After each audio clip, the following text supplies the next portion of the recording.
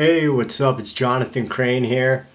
So yeah, not too much has been happening these couple of weeks. There's been some minor battles going down. I've been keeping the Tumblr up to date.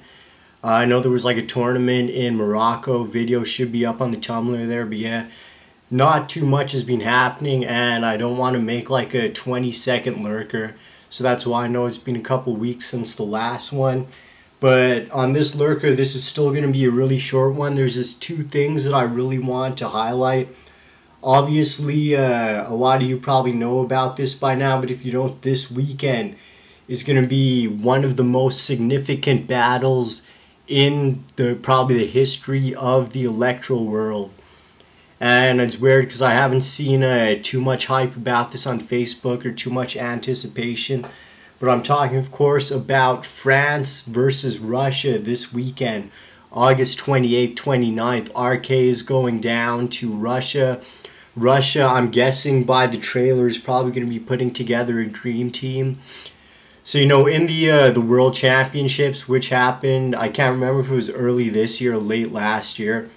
But basically what happened with that is Russia was supposed to send, I think, 2 or 3 teams down. And the only team where all the members got a visa was Vortex.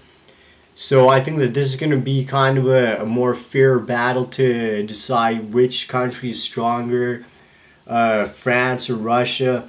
Obviously, there's still a lot of factors that I know some people are going to be complaining about, saying, yeah, this isn't really a fair way to decide, or this isn't really a true way to decide, but I think this battle is definitely going to be a better decider than the World Championships.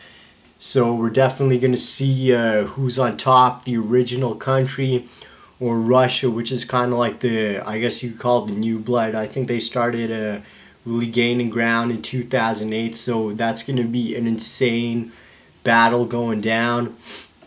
Also, Major League Electro, as you all know, happened this past weekend. And videos are still coming out, but one thing that I want to highlight is, of course, all summer. If you're just tuning into the lurker now, all summer and even in the spring, we've been talking about freestyle versus battling, like this whole transition in the States from freestyle to battling and all this. And you know, this past competition, MLE2, this was, of course, 2 versus 2.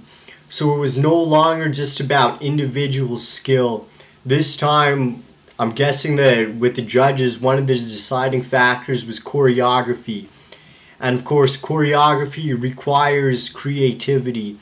And the team that won was Dots and Gino, I believe.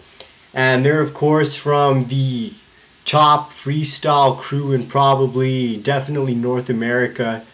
Maybe even you could probably even go as far as saying top freestyle crew in the world. I don't know, that might be going too far. But they're definitely one of the most celebrated freestyle crews around. Obviously, they're doing battling, so I don't want to label them just as a freestyle school. But, you know, they started before a lot of people. They started doing freestyle.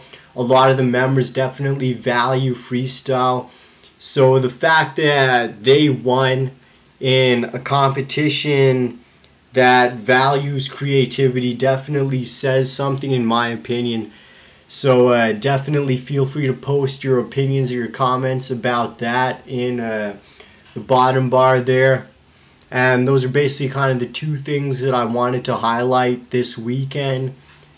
So yeah, I guess hopefully some stuff will pick up in the Electro world. Definitely I'll be keeping my eye out on the battle this weekend. Probably do a lurker next week talking about that battle in Russia. So yeah, stay tuned for that. Alright, peace.